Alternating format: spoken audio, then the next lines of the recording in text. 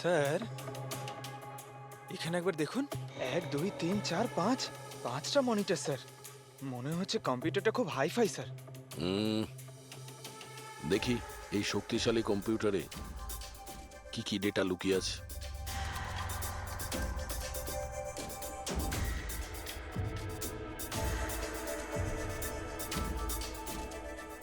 এর মধ্যে তো বিজয় আর রাজেশের ব্যাংক অ্যাকাউন্টের ডিটেলস আছে।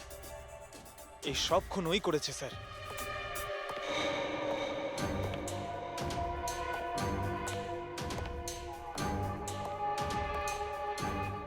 নমস্কার।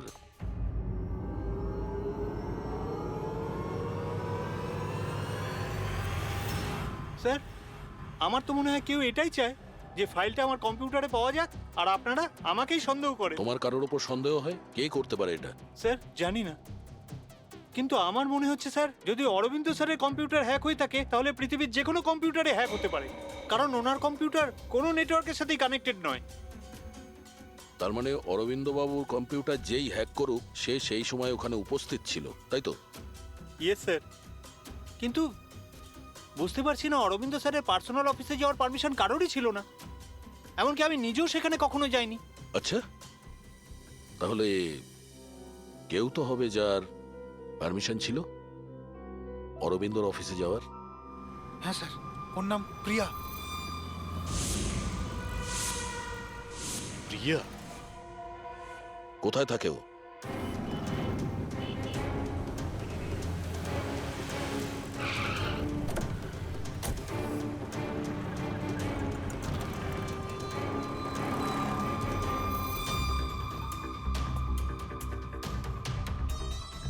প্রিয়া?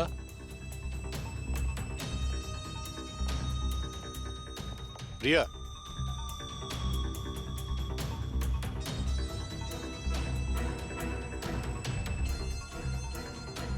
প্রিয়া, প্রিয়া, এখানে তো কেউই নেই। প্রিয়া,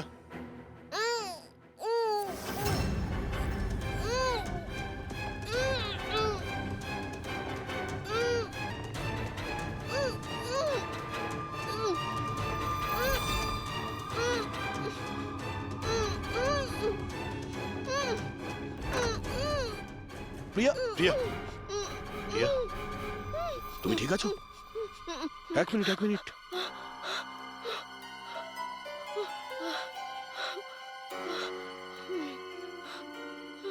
কে কে করেছে এইসব? হ্যাঁ, ওঠো ওঠো ওঠো, বাইরে এসো।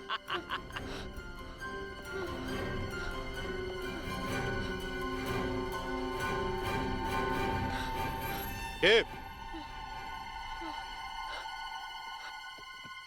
এসো সিআইডির লোকেরা, এসো। দেশের রক্ষা করো না তোমরা? তোমাদের আর আমার মধ্যে একটা জিনিসের মিল আছে, আমিও কাউকে রক্ষাই করছি, সেই সব গরিব অসহায় মানুষদের যাদের আশাহীন জীবনে বিষ গুলে এই বড়লোক মানুষেরা নিজেদের বিলাসবহুল অট্টালিকা তৈরি করেন। আর লজ্জা পাওয়া উচিত তোমাদের মতো আইনের রক্ষকদেরও। এই অসহায় দুর্বল মানুষদের রক্ষা করার বদলে সেই লোকেদেরই তোমরা বাঁচাতে চাও যাদের পাপের ঘোড়া বহুদিন আগে পূর্ণ হয়ে গেছে, কিন্তু তোমরা আর বাঁচাতে পারবে না। শুধু আমার একটা শেষ শিকার বাকি আছে, ওকে মেরে দিলেই আমি সুখের নিদ্রায় যেতে পারবো। আগামী 1 ঘন্টায় ওই শিকারও বাঁচবে না, আর তোমরাও সবাই মরবে।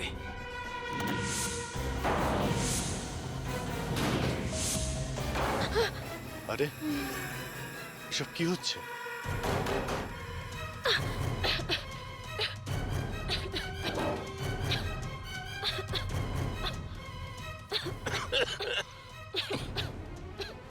ও নো, এটা কি? বিষাক্ত গ্যাস।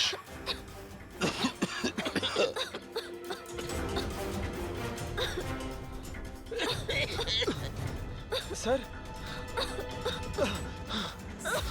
পঙ্কজ, পঙ্কজ, পঙ্কজ, পঙ্কজ, পঙ্কজ, ওঠ। প্রিয়া, তুমি ঠিক আছো? বাইরে যাওয়ার তো কোনো রাস্তাও দেখতে পাচ্ছি না।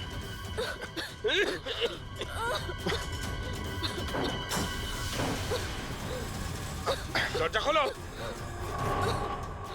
সমস্ত দরজা অটোমেটিক মনে হচ্ছে। কিচেনে গিয়ে দেখো সিলিন্ডার আছে কিনা। বুঝে গেছি স্যার।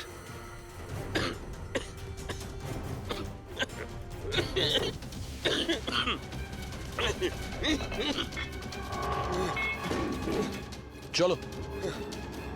পিছিয়ে আসো, পিছিয়ে আসো।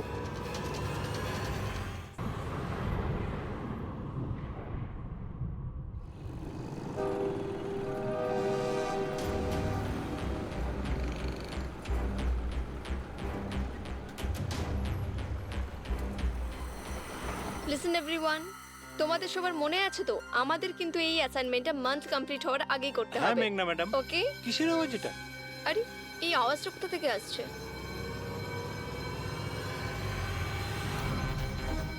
মনে হয় আগুন লেগে গেছে ম্যাডাম, ধোঁয়া বেরোচ্ছে madam. Come on fast fast, চলো তাড়াতাড়ি বেরিয়ে চলো সবাই, চলো। ওকে ওকে ওঠাও। মেঘনা, মেঘনা, জানি না এসব কি করে তুমি হলো। ঠিক আছো? আমার খুব ভয় লাগছে, প্লিজ ডু সামথিং। ভয় পেও না, কিচ্ছু হবে না। চলো, চলুন।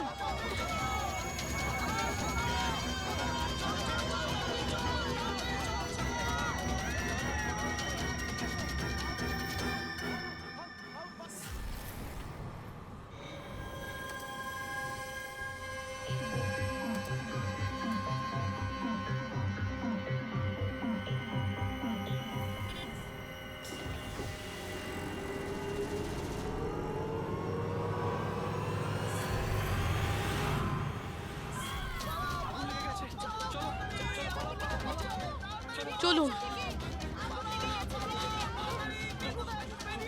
মেঘনা, মেঘনা, সবাই সাবধানে এসো। মেঘনা, কেউ মেঘনাকে দেখেছো? না, দেখিনি।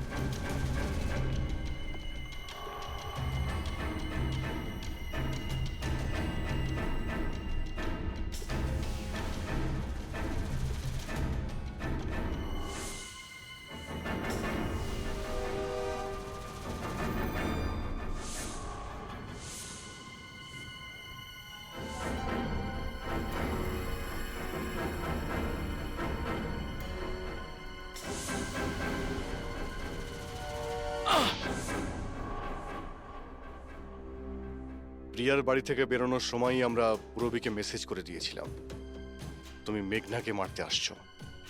আর তুমি ভাবছিলে যে আমরা সবাই মারা গেছি? কিন্তু কম্পিউটার ফুটেজ আমি নিজে চেক করেছিলাম, মেঘনা ওখানে একাই ছিল। কিন্তু আপনারা যেভাবে তুমি সিকিউরিটি সিস্টেম হ্যাক করতে পারো আমরাও করতে পারি। তুমি নকল ফুটেজ দেখেছিলে, তোমার মিষ্টি আমরা তোমাকেই খাইয়েছি। যখন তুমি ওই নকল ফুটেজটা দেখছিলে তখন আসল ক্যামেরাটা ডিসেবল করা ছিল, আর সেই মুহূর্তেই আমরা সেফলি মেঘনাকে বিল্ডিং থেকে বার করে দিয়েছি। এখন বলো কেন করেছো সব? কেননা ঘৃণা করি আমি এই টেকনোলজিকে। সেই সব মানুষদের ওপর প্রতিশোধ নিতে চেয়েছিলাম, তাদের উচিত শিক্ষা দিতে চেয়েছিলাম যারা এই টেকনোলজির সমর্থক। সব জিনিসের ভালো আর খারাপ দিক থাকে, টেকনোলজিরও রয়েছে, কিন্তু এই নতুন অ্যাডভান্স টেকনোলজিতে তোমার এত প্রবলেম কিসের? কেননা এই টেকনোলজি আমার বাবাই তৈরি করেছিল, অরবিন্দ নয়। এই জন্য এই টেকনোলজির ওপরে প্রথম অধিকার আমার বাবারই হওয়া উচিত। এমনকি জ্যাকলিনও আমার বাবারই আইডিয়া ছিল। অরবিন্দ জালিয়াতি করে সমস্ত ক্রেডিট নিয়ে নিয়েছিল। ওই লোকটার কারণেই আমাদের পরিবারকে এত দারিদ্র দেখতে হয়েছে। আমার বাবা আর থাকতে পারেননি, উনি আমার মাকে আমার দুই বোনকে মেরে ফেলেছিলেন, তারপর নিজে সুইসাইড করে নেন। আমি স্কুলে গেছিলাম, হয়তো এই জন্যই বেঁচে যাই। তোমার সঙ্গে যেটা হয়েছে সেটা খুব খারাপ হয়েছে, সেটা হওয়া উচিত ছিল না। কিন্তু যদি তুমি তোমার এই তীক্ষ্ণ বুদ্ধিটাকে ঠিক জায়গায় ব্যবহার করতে, তাহলে হয়তো আজ গরিবদের জন্যে, সমাজের জন্যে তুমি কিছু ভালো করতে পারতে। কিন্তু যে রাস্তা তুমি বেছে নিয়েছো সেটা আলোর নয়, অন্ধকারের।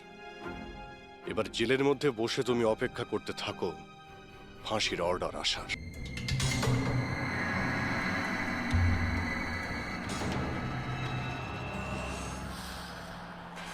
জ্যাকলিন একটু পাখাটা চালিয়ে দাও। ওকে বস।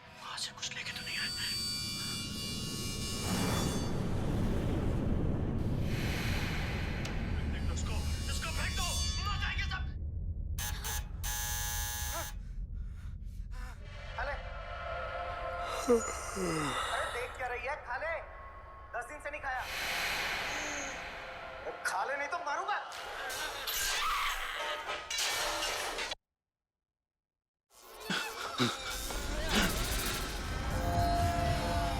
আরে টিভিটা নিজে থেকে কি করে চলতে লাগলো?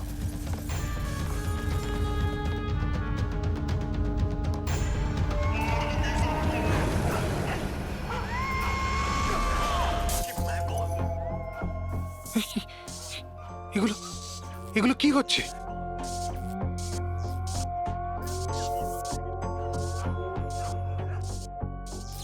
কিছু না কিছু আছে এখানে, কোনো না কোনো গন্ডগোল আছে এখানে। জ্যাকলিন দরজা খোলো। বস, আমি সমস্ত দরজাগুলো লক করে দিয়েছি।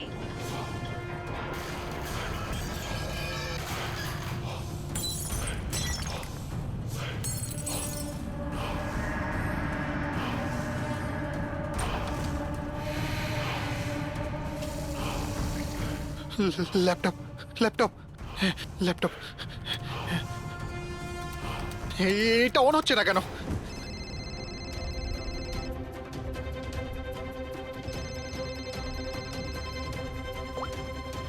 হ্যালো। মেরে ফেলবো বস, না। আমি তোমাকে মেরে না ফেলবো। জ্যাকলিন, আমাকে বেরো না। কি করি এখন?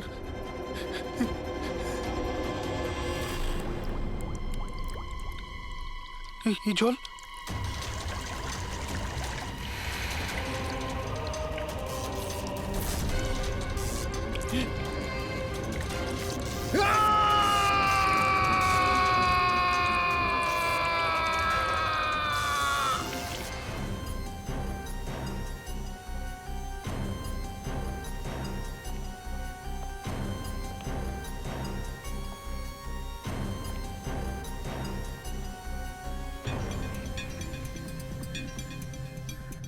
জল পড়েছে, তার ঝুলছে, এটাতেই খুন হয়েছে। অভিজিৎ, ইলেকট্রিক শকের কারণেই এর মৃত্যু হয়েছে, আর তো কোনো কারণ দেখতে পাচ্ছি না।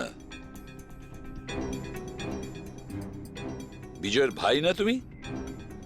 হ্যাঁ স্যার।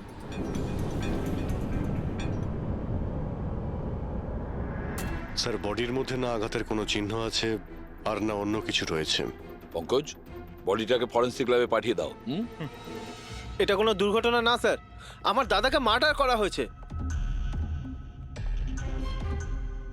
দেখুন, এত জোর দিয়ে আপনি কি করে বলছেন যে আপনার দাদার মৃত্যু স্বাভাবিক নয়?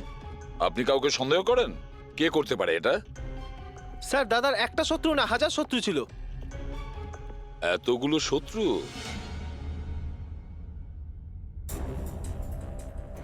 স্যার, এই কাঁচের টুকরো, এই সমস্ত জিনিসপত্র ছড়িয়ে ছিটিয়ে আছে দেখে মনে হচ্ছে কেউ জোর করে এই ঘরের মধ্যে ঢুকে পড়েছে। আচ্ছা নিধি দেবী, এই বিজয়ের শত্রুতা কার সাথে ছিল?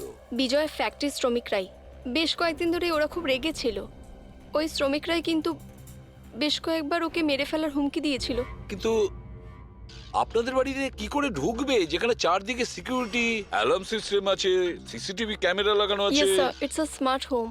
ও, হ্যাঁ স্যার, ইনি বলেছিলেন এখানে হিটিং, এসি, লাইটিং, ভেন্টিলেশন সবকিছু রিমোটে চলে।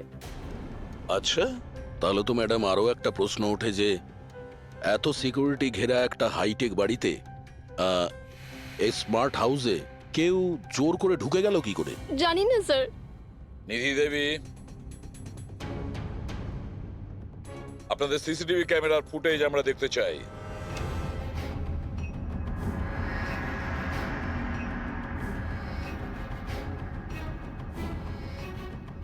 এই বিজয় তো পালাচ্ছে, বাঁচার চেষ্টা করছে, কিন্তু কার ভয়ে দৌড়চ্ছে দেখতেই তো পাচ্ছি না স্যার। স্যার, কোনো অদৃশ্য শক্তি নয় তো? পঙ্কজ, এই চিন্তাভাবনাটা ভুল করেও দ্বিতীয়বার নিজের মাথায় এনো না, না হলে এসিপি স্যার তোমাকে অদৃশ্য করে দেবে সিআইডি থেকে। নিশ্চয়ই ওই শ্রমিকরাই কিছু একটা করেছে। আমার স্বামীর মৃত্যুর জন্য ওরাই একমাত্র দায়ী। যে কয়জন শ্রমিক আছে প্রত্যেকের অ্যাড্রেস আমাদের চাই। স্যার, আপনাদের কোথাও ভুল হচ্ছে, এগুলো কিন্তু ভালো হচ্ছে না স্যার। স্যার, আমরা গরিব শ্রমিক ঠিকই, কিন্তু তার মানে এটা নয় যে আপনারা আমাদের খুনি বলবেন। এই দিকটায় আসো। দেখো, আমরা কারোর ওপর কোনো দোষ চাপাচ্ছি না, আমরা শুধুমাত্র সত্যিটা জানার চেষ্টা করছি। আর এটা কি সত্যি নয় যে আপনারা সবাই মিলে বিজয়কে প্রাণে মারার হুমকি দিয়েছেন? স্যার, এসব আপনাকে কে বললো? বিজয় বলেছে, সেই জন্য চুপ করে আর কোনো লাভ নেই। যেই এটা করেছে তাড়াতাড়ি স্বীকার করো, বুঝেছো? স্যার, আমি মানছি যে আমরা কয়েকবার রেগে গিয়ে এই রকমের হুমকি দিয়েছিলাম, কিন্তু বিজয় স্যারকে খুন করার ব্যাপারে আমাদের মধ্যে কেউ এটা ভাবতেই পারে না। হ্যাঁ স্যার, ও মারা গেলে আমাদের কি লাভ হতো? উল্টে তো এখন আমাদের লোকসান হয়ে গেল। 6 মাসের মাইনেটা যে বাকি আছে এবার কে দেবে? ও, তার মানে আপনারা বিজয়বাবুর ওপরে এই কারণেই রেগেছিলেন যে গত 6 মাস ধরে ও আপনাদের মাইনে দেয়নি? হ্যাঁ হ্যাঁ স্যার, বেশ কয়েক মাস ধরে আমরা ধার দেনা করেই সংসার চালাচ্ছিলাম। 2 মাস ধরে বাচ্চাদের স্কুলের ফিস জমা দিতে পারিনি। কালই বাচ্চাদের স্কুল থেকে বের করে দেওয়া হয়েছে এটা বলে, যদি স্কুলের ফিস না আনতে পারো তাহলে স্কুলে এসো না। আচ্ছা, এটা বলো যে এটাই শুধু কারণ ছিল এই বিজয়ের ওপরে, নাকি অন্য কোনো কারণ ছিল? স্যার, একটা কারণ এটাও ছিল যে স্যার আমাদের কাজ থেকে বের করে দিতে চেয়েছিলেন। সেটা কেন? কেননা স্যারের এটা মনে হয়েছিল যে মেশিন মানুষের থেকে ভালো কাজ করে আর এতে বেশি লাভও হয়ে থাকে। আচ্ছা, রেগে গিয়ে খুন করে দাওনি তো? না স্যার, ওনাকে খুন করে আমরা তো আমাদের টাকা পাবো না, উল্টে বউ বাচ্চাকে নিয়ে পথে বসতে হবে। কতজন মজুর এখানে কাজ হারিয়েছে? হ্যাঁ স্যার, 100-রও বেশি। 100-র ওপরে লোকের বাড়ির উনুন নিভে গেছে শুধুমাত্র এই বিজয়ের জন্যে। তার মানে 100 জনের মধ্যে যে কেউ হতে পারে যে বিজয়কে খুন করেছে। খোঁজ নিতে হবে সমস্ত মজুরদের ব্যাপারে, কে কে কোথায় ছিল কাল রাতে।